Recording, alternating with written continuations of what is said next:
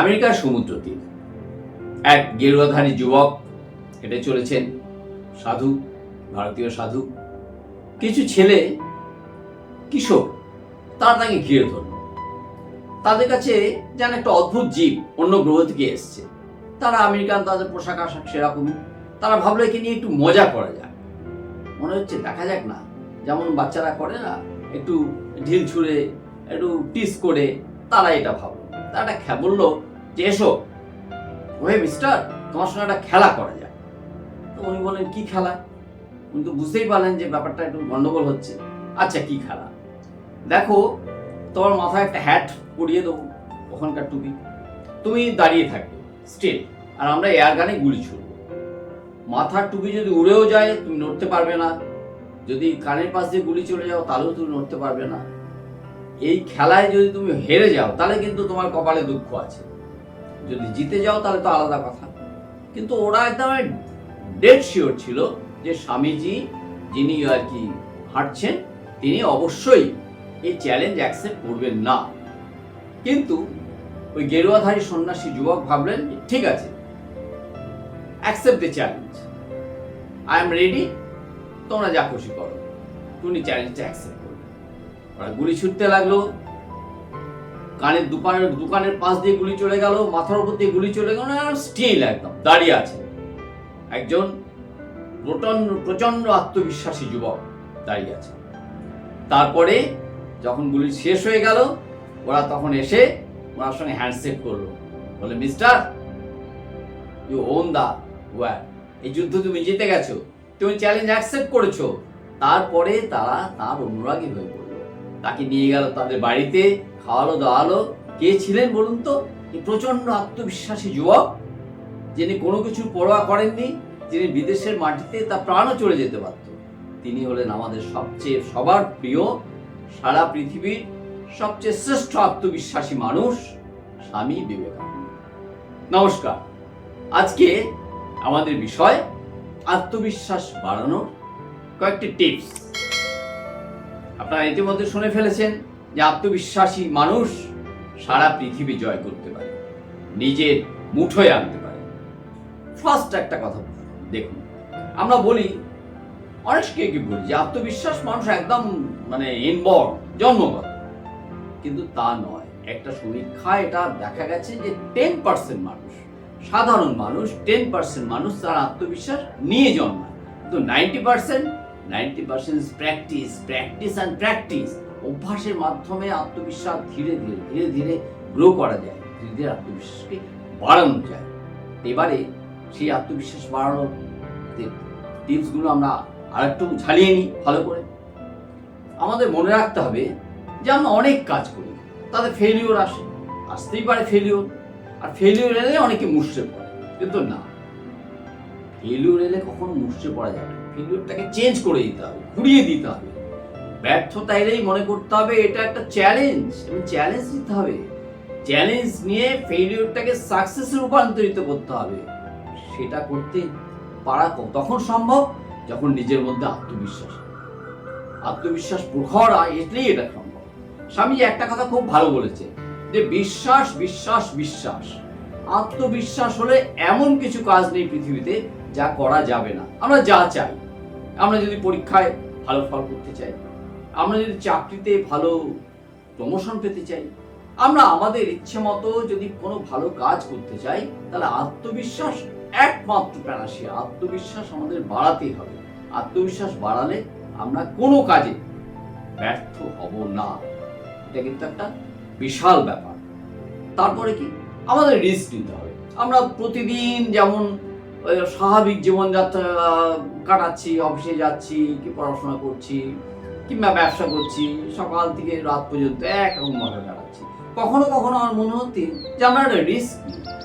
বলা আছে না, without risk there is no success. Risk নিতে হবে, যে কাজই করি না কেন। আমাদের রিস্ক কেন নিতে হবে? না, রিস্ক নাও আত্মবিশ্বাস বাড়ানোর একটা সবচেয়ে বড় উপায়। রিস্ক নিয়ে দেখতে হবে আমরা পারি কি না পারি। রিস্ক নিতে হবে। রিস্ক নিলে যদি আমরা পারি তাহলে বুঝবো যে আমাদের আত্মবিশ্বাস আছে, যদি না পারি তাহলেও নয়, আরেকবার নেব। দ্বিতীয় টিপস হলো রিস্ক নেওয়া। তৃতীয় টিপস কি? তৃতীয় টিপস একটা আছে, সেটা হচ্ছে আমাদের দেখতে হবে ভেতরটা, আমাদের দুর্বলতা কি আছে, আত্মবিশ্বাস কোথায় ঘাটতি পাচ্ছে, এই ঘাটতিটা আমাদের পূরণ করতে হবে।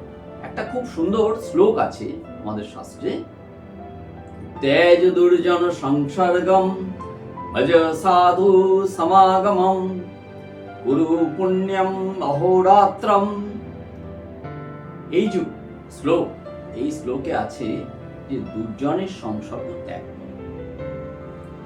ঠাকুর খুব ভালো একটা বলেছে, দুর্যোগের সংসর্গ ত্যাগ করা। আমরা কি সংসর্গ ত্যাগ করতে পারি? সংসারে কত রকম লোক আছে, খারাপ ভালো সব। ঠাকুর ভালো বলেছেন যে যদি দুর্জন ব্যক্তি দেখি, মানে যাদের নেগেটিভ অ্যাসপেক্ট, সবসময় তাদের কথাবার্তা নেগেটিভ, তাদের দূর থেকে হাই হ্যালো নমস্কার ঠিক আছে ভালো আছেন ব্যাস চল অন্যদিকে চলে যাবে।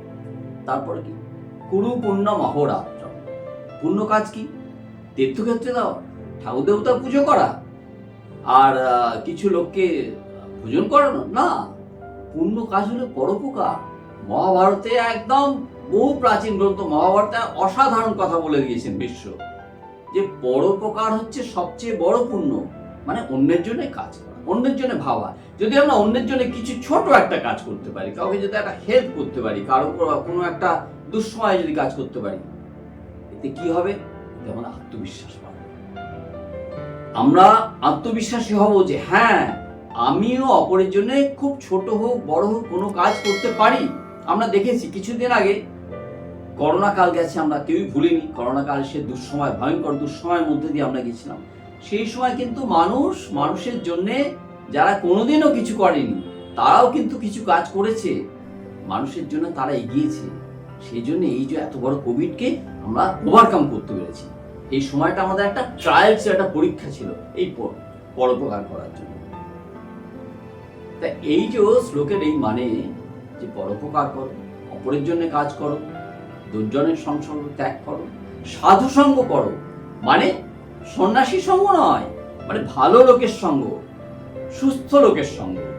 সুস্থ লোক, সুস্থ চিন্তা, বিবেক দিয়ে যারা ভাবে, লজিক্যাল যারা ভাবে, তাদের কথা ভাবো, তাদের সঙ্গে সঙ্গ করো, তাদের কাছ থেকে শেয়ার করো, নিজে ইন্টারাকশন করো, তাহলে আমাদের আত্মবিশ্বাস বেড়ে যাবে, আমরা নতুন নতুন কিছু শিখতে পারবো। স্বামীজি আর একটা কথা দারুণ বলেছেন, যে সারা পৃথিবীর ইতিহাস যদি আমরা পর্যালোচনা করে দেখি, পৃথিবীর ইতিহাস কয়েকটি প্রচন্ড আত্মবিশ্বাসী মানুষের ইতিহাস। সেই মানুষরা ইতিহাস সৃষ্টি করেছেন, তা আমি কেন পারবো না? চতুর্থ টিপস হলো আমাদের সব সময় ভাবতে হবে যে আই শাল ওভারকাম। উই শাল ওভারকাম আছে, আমরা জানি বিখ্যাত গান, আই শাল ওভারকাম। আমরা করব, আমি করব জয়, আমি এই কাজ করব। আমার মধ্যে আত্মবিশ্বাস প্রচন্ড ভাবে থাকা চাই যে আমি এই কাজ পারবই পারবো, যে কাজে আমি হাতে নিই না। তারপরে টিপস কি? অনেক সময় প্রচুর কাজ জমে গেল, টেবিলের উপর দেখা গেল অফিসের টেবিলে অনেক কাজ করা হয়ে গেছে কিন্তু ফাইলগুলো পড়ে আছে। তখন আমাদের একটা ছোট টিপস দিতে হবে। তখন একদিন সকালে যখন আমরা অফিসে গিয়ে দেখলাম অনেক ফাইল কাজ হয়ে গেছে, পড়ে আছে। তখন আমাদের সেই দিনের জন্য ফাইলগুলো ক্লিয়ার করতে হবে, অন্য কাজ করবো না, অন্য কাজটা পরের দিন লাগবে, কিন্তু সেই দিনের কাজটা আমরা ফাইল ক্লিয়ার করে যেসব কাজ হয়ে গেছে তুলে দিয়ে পরিষ্কার যেই আমি করতে পারবো, আমাদের কিন্তু আত্মবিশ্বাস বেড়ে যাবে। কেন বেড়ে যাবে?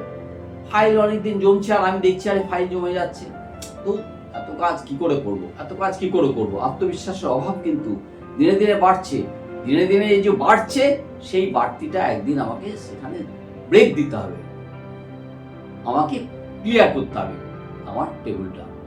আমি যদি পড়াশোনা করি, বইপত্র ঠিক মতো একদিন করতে হবে, দেখবেন আত্মবিশ্বাস বেড়ে যাবে। আত্মবিশ্বাস বেড়ে গেলেই তখন মনে হবে যে আমি আরো বড় কাজ তো করতে পারবোই। আমি পড়াশোনা যদি শুরু করি, আমি পাশ করতে পারবো আরো ভালোভাবে।